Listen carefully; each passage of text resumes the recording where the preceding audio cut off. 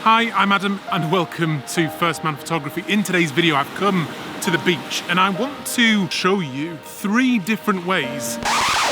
This shoot did not go according to plan. We'll be going back to the beach in a minute, but let me tell you a story. Before we get going today though, this video is sponsored by Lexar. If you need fast, reliable and high quality SD cards, look no further than Lexar. So if you're anything like me, you do not find being creative and making good photographs easy. For me, it's just this constant creative struggle, and a lot of the time it's just this crazy roller coaster as well. Like recently, I've made that book. It was one of the hardest things I've ever had to do creatively. I get to this high point of doing that, I release it, I do all the work to get it out there, and then I just suffer this huge dip afterwards. It happens to me all the time.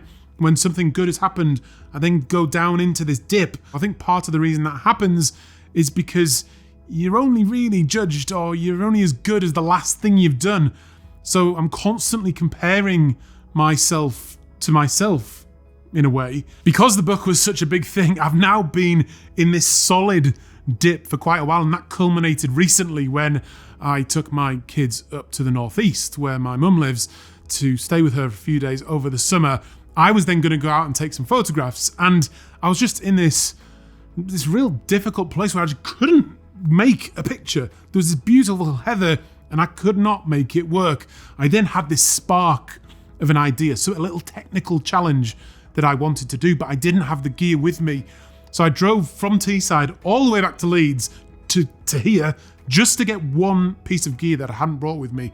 I then drove all the way back straight away without going home and went to the Rosebery topping area where I love to go and tried this thing out just to realise that it was never ever going to work. So that huge effort for absolutely no return, and it just felt like a real low point. I've since turned things around a bit, but with this video I wanted it to be me showing you 3 ways that we can try or do nighttime photography, but it didn't quite work out like that. But let's go back to the beach where I did manage to capture a little something.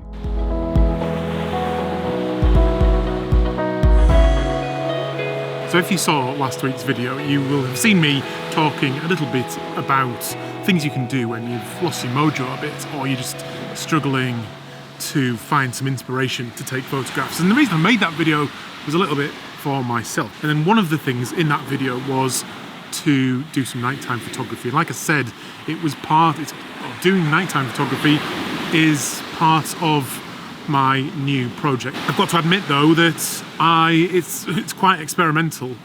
I'm still trying out this drone thing. So I also just bumped into another artist as well, painting on the beach. Fascinating person, Zoe Taylor is her name.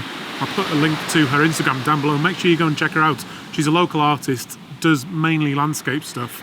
Just fantastic work, and painting on the beach just seems like such a nice thing to do. I did ask her how she copes with all the sand that gets around, and she said she doesn't do anything. She just basically paints it into the painting, so it's got a sort of sandy texture. Beautiful work.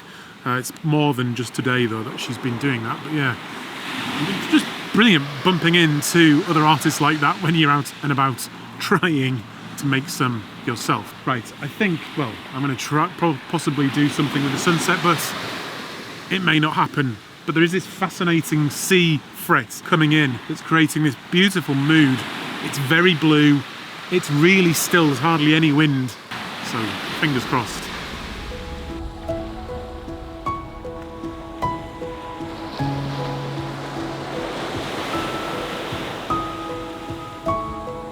Now, one of the reasons I love shooting at the coast so much and doing seascape photography is that it can be a little bit of a cheat if you're struggling for ideas, particularly when we're thinking about getting a great scene and having that foreground, midground and background. At the beach, you almost always have that. Even here, whilst the tide is in, the sand and the waves breaking, the sea and the sky, I have all of those things immediately. I'm just grabbing this shot before the sun sets. Well, I guess it has set now and we're in blue hour pretty much. so kind of nighttime photography, but this doesn't count. What I've done is gone for a vertical shot.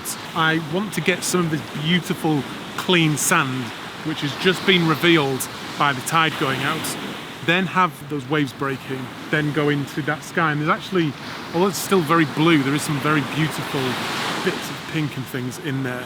So that's working really well. I'm then using this this 6-stop filter as well to give it a bit of a long exposure, because I want the waves moving around a bit. There's barely any wind, so the cloud and the sky is still going to be nice and sharp, although it's very soft naturally. So the whole thing is just going to have a really pleasant ethereal feel to it. It's going to be a very straightforward image though, with nothing more than those few layers, hopefully a bit of swirling shape from the water, and I think it could turn into something quite beautiful. So I'm currently on a 13-second exposure. That might be a bit too long. Let's just check the exposure. No, that'll probably work quite well. So 13 seconds.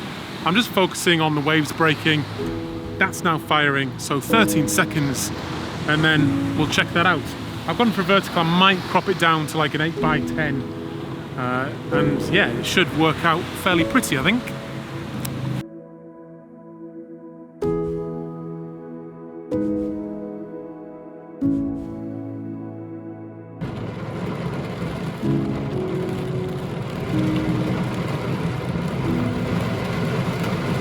Oh, right, well that really did not go to plan. You can hear that. It's been forecast thunderstorms all day today, but not here where I am at the coast. But that's now failed. It's started to rain. It started to thunder and lightning, and I've taken refuge in the car because my plan that I had to do nighttime photography with the drone is definitely not going to happen. The conditions have just suddenly got so dramatic though, so I might just hang around and see if I can get some kind of lightning shot next to the car. It's behind me at the moment, so I'm gonna have to probably wait for it to come over my head if it does. Oh, not what I wanted though. It's frustrating. Yet again, a shoot has not gone the way I'd planned it. It's so frustrating. It's happening to me so much at the moment, and I just don't really know what to do to fix it. It's not for lack of trying either. Right, I'm going to try and get some of this lightning on some footage of it. Right, don't go anywhere, because I want to spin this into a positive and also share with you a little bit of the reality of being a professional landscape photographer. And it's probably a little bit different to what maybe some others have said before. Before we do that though, as you know, this video is sponsored by Lexar. Now, if you need a fast and reliable and high quality SD card, Lexar is the place to go. I've been using Lexar cards for many, many years, and they've just been so reliable, never let me down, even when I dropped one in the water in Wales. This here is the Lexar Professional 2000X SD card. This has a read speed of 300 megabytes a second, a write speed of 260, so it's going to be perfect for all your 4K footage or fast burst rate photographs. You'll also then be able to download it to your computer really, really quickly. I'm using it to record this video now and the outdoor portion of this video. Love this card.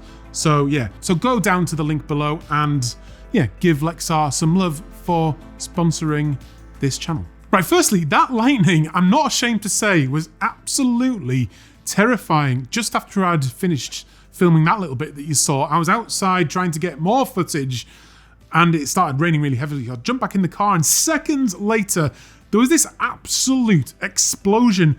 I've never heard anything like it in my life. It was so bright and it just went boof, and the car shook. So I don't know if it hit somewhere really close to me. It definitely didn't hit my car, but oh, it was unbelievable. The power was so impressive. Anyway, the reality for me of being a full-time landscape photographer is that it's not actually been that much different to being an amateur photographer. When I used to have my old job, I went to work and then I came home and spent some time with the family. And then I would try and scrounge some time to go out and do landscape photography. And it's not really that much different now, because I'm here sitting at the computer doing work, trying to scrounge up some business essentially and make this thing work and find the clients, do business development, all that kind of thing. I then go home, I love my time with my family, and then I'm trying to get out and do landscape photography. The main difference though is that I'm now my own boss. I don't have anyone telling me what to do. And with that comes a much greater amount of flexibility, particularly around how I manage my time. That comes at a price though, and that price is risk. Where before I had a salary and a really very good pension, it provided a lot of stability. Whereas now, everything is on the line all of the time. I love that way of life where you essentially live by the sword and die by the sword, but it's definitely not for everybody. So if you are considering going full-time with photography, it's definitely worth considering. Another reality is that in my old job, I worked with people every single day. That was my job, was talking to people. Now it's gone to the complete opposite. It's not something I considered, but I spend a lot of time on my own, which does sometimes get difficult. So to fix that, if you are out there and you want to work with me or collab with me, please do get in touch. You can go to the comments down below, or better probably is to just email me and say hi, and hopefully we can get something going together. If you're a young person as well and you want to come and help me out and do some filming or editing, do also get in touch. Anyway, let's spin last night's shoot into something positive, and in a minute I'm going to print that image that I did capture that I actually ended up being really happy with. But that lightning last night, especially the one that was really close to me, was like a bolt from heaven that acted a bit like an epiphany for me. It's time to make some positive changes and fully get out of that rut that I've been in. I'm going to get this mop chopped, I'm going to get fit, I'm going to get healthy, sort my back out once and for all, and press on strong into the autumn and winter, which is my favourite time for photography. So make sure you like this video and you are subscribed to the channel so you don't miss a thing.